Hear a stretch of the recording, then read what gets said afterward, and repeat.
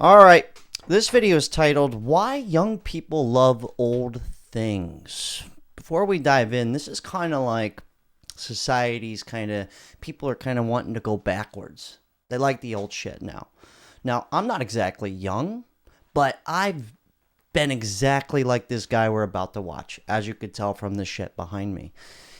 And a bunch of shit over this way, and a bunch of shit over that way. But this should be fun. I'm going to blow him up. This guy's Genuine Curiosity. All right, this is cool, man. I love this stuff. All right, let's party. I like old things. I have 7 film cameras, an NES, a rotary phone, a bunch of records. Hello, I'm Johnny K. My parents' old cassettes, a book of mechanical movements, devices, and appliances from 1907, and a phonograph. Nice. I don't know exactly how many other people in their early 20s like all this old analog stuff too, but it's definitely not zero. I've been seeing a bunch of ads recently for digital cameras that are supposed to look like film, and I've seen people online that are switching from smartphones back to flip phones because, social media just sucks. And then if you're talking about clothes, thrifting is a huge industry. I've seen so many people in my own generation whose whole personality is based on clothes and culture from like the 60s, 70s, 80s, or 90s, even the 2000s. He's absolutely right. I actually made a full-time living off of selling stuff like this and jackets like this before I started before YouTube became a thing for me. But dude, I'll get up in a minute and show you guys some shit. But he's not tripping. I mean, this has been kind of big, but it's like I see it going more. I feel like it's going to happen more and more. People just kind of want to dial it back from, everything digital streaming, the typical shit. I like this video so far, though. This guy's good. He's real good. Now, there's no one right answer for why people like the things that they do. I have my own reasons for liking old things. Other people might have their own reasons for liking old things. And this is a topic that can be talked about forever. But if you ask me why I like old things and why I think all these other younger people do too, I think the first thing I would mention is 5. The 5 senses. You got sight, hearing, smell, touch, and okay, maybe just the first 4. Yeah. Classic. All this old stuff, at least when it comes to objects. Oh shit! I fucked it up. They're tactile. You can interact with them on a physical way. All the clicks and dials and buttons and doohickeys, thingamabobs, whatchamacallits, whatever. And when you consider that I mostly grew up with this, it starts to make sense. Sometimes it can feel like the whole world is stuck behind glass when I'm constantly on my phone. But when I use something that's older and analog, it kind of brings me back into the real world. I think human beings... Dude, homie had a typewriter. Now, I'm not that far back, but I do have this old-ass stapler. Check this shit out. Okay? Watch how you load this thing. It's like a fucking gun. Whew. Yeah. I just wanted to share that with you. Anyways. I like it. Beings are kind of just built for tactile feedback. It's just the basics of how we all interact with the world, with our senses. Now, I've had older people tell me, oh, why would you want to go back and use all that old junk I was forced to use when I was growing up? Things are so much better now. You can access anything at any time, anywhere. Why would you ever want to revert back? Well... Oh, he's got Willy Wonka. No, dude. Real quick, I just gotta... I agree with them. Why would you, right? Hold on. Let's really hold on. Let me get a good shot. Okay. So, just for instance, look at this old cops, right? hold on. Let's just really get down with it. Now, VHS ain't that great. I like DVDs a little bit better. But up here, right, these VHSs, just look at the covers, right? Look at the covers. My Cousin Vinny, classic. Okay, look at that. Classic Macaulay Culkin, dude. Macaulay Culkin. I don't know what it is exactly. Actually, I do.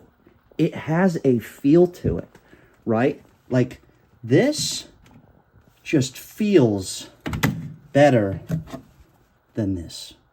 I don't know why. It just does. That's why I've kept it all. Like, look at this computer, right? I know this is newer, right? Compared to just this, right?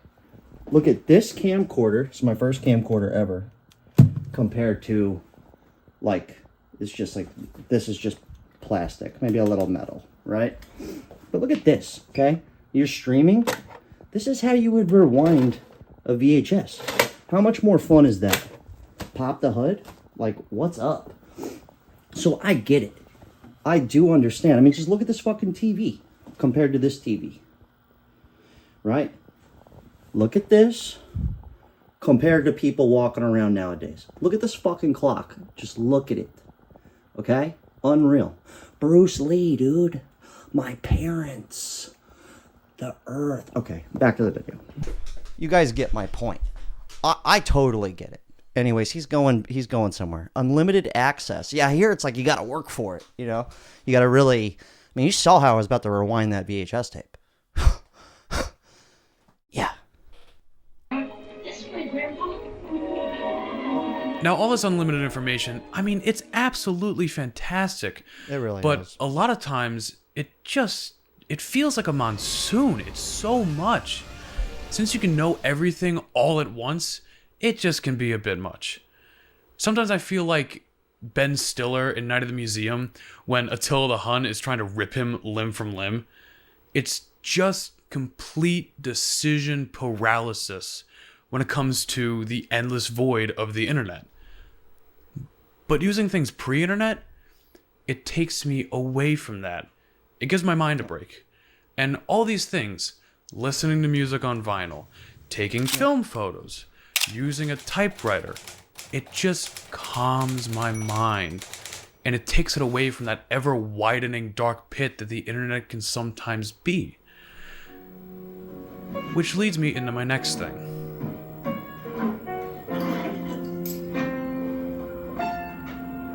Simplicity. My dad used to tell me stories about when he was my age, he would buy all these cool old muscle cars for cheap, you know.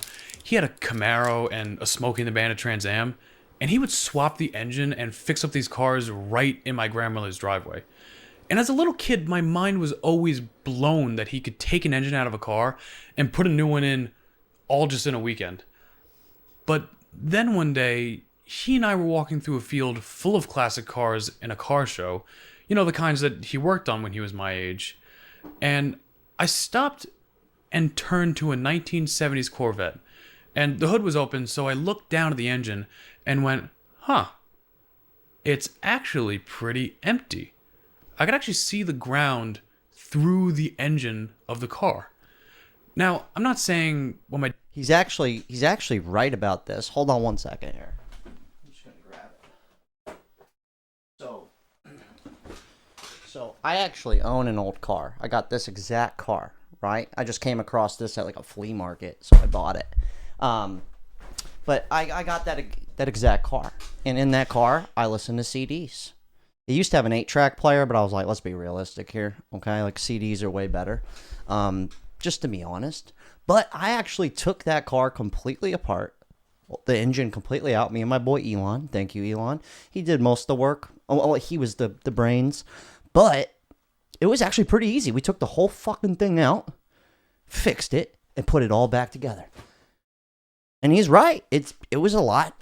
It was pretty easy. Like, I don't think I could do that. I mean, I drive all old cars now, but that's a big thing, man. I've had a 2017 Ford Fusion. You had to, just to put the battery in, I had to remove a bunch of shit just to put a new battery in. Like, what's with that? Honestly, What kind of shit is that? And that's why I drive a 2007 and a 1985. My dad did all those years ago wasn't impressive. But those older cars just appear to be so much simpler to work on compared to any car I've ever owned today. If you buy a new car now, it's almost impossible to work on. But any of those older cars, I mean, you could read through the owner's manual and fully understand your vehicle.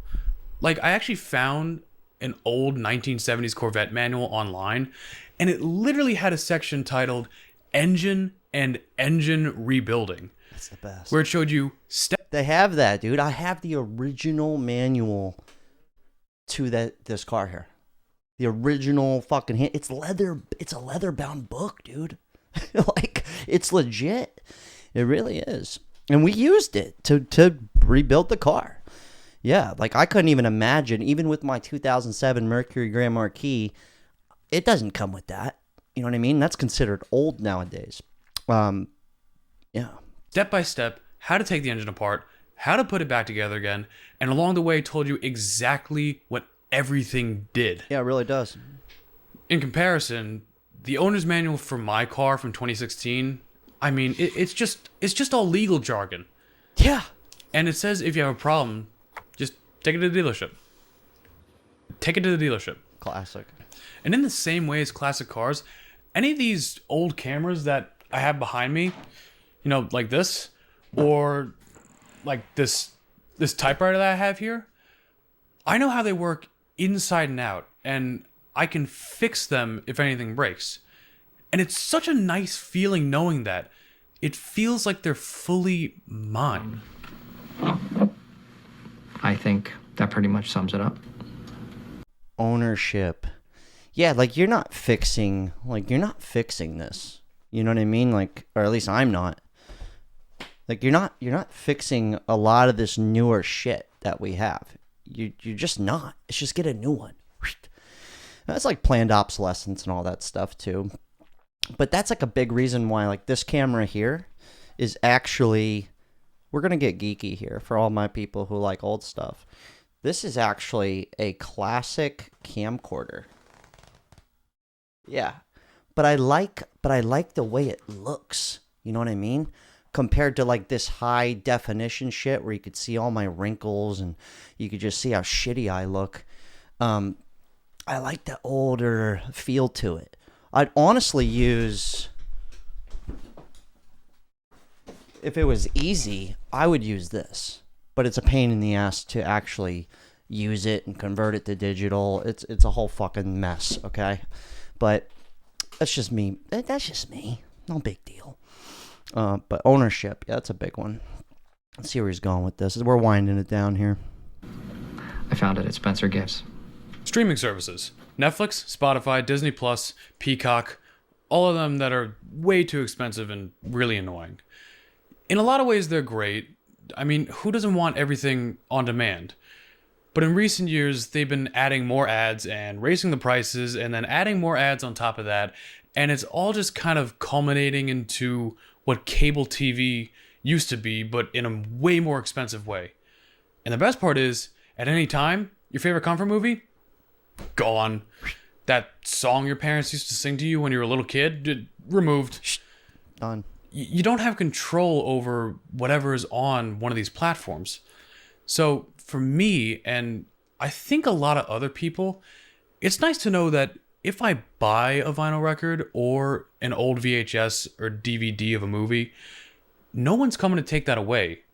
And going back to physical objects, it's nice to know that a movie or any music you own physically exists in the world, apart from it being just some artistic concept that's somewhere out on the internet. Yeah, I agree with them. My favorite way to listen to music is actually cassette tapes. I don't know, it just sounds...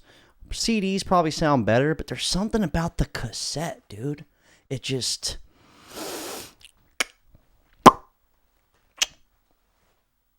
It's nice. I like it. I like this, guys. This is a cool video. It's actually in your possession. You can hold it. Because the internet is great, but you don't really know when things are going to change.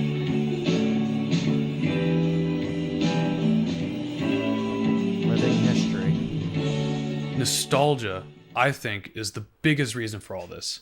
Because, I mean, who doesn't want to relive a happy memory you had from when you were a kid?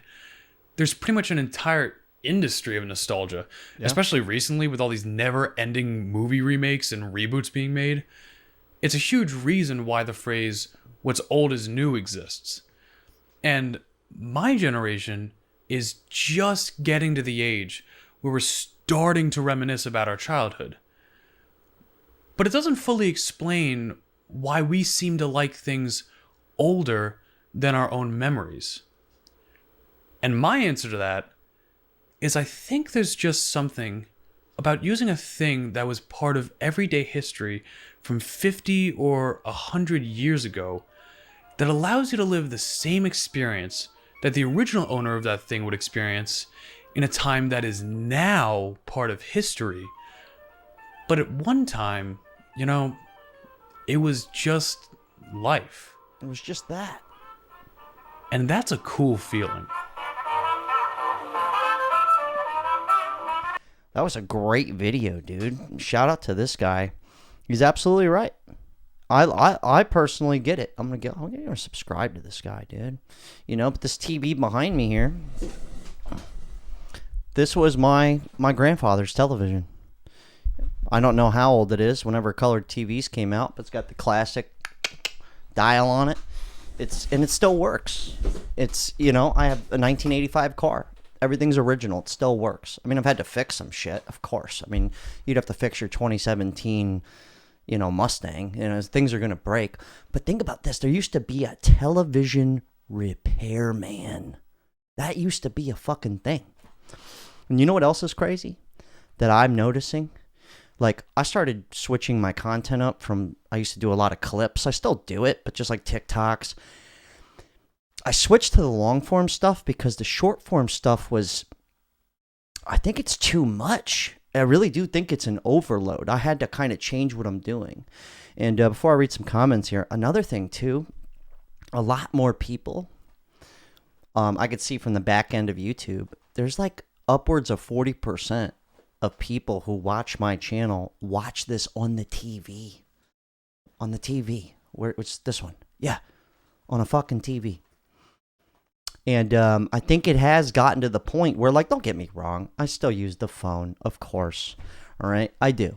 But it's getting to the point where I do understand why somebody wants to use an old Nokia or just leave the phone away or stop watching so much stuff on the phone and just watch it on the TV, even if it is YouTube. Let's be honest. YouTube's fucking awesome. It's real people. People's church staple people. Okay? Anyways, this guy goes, you nailed it. My thoughts exactly.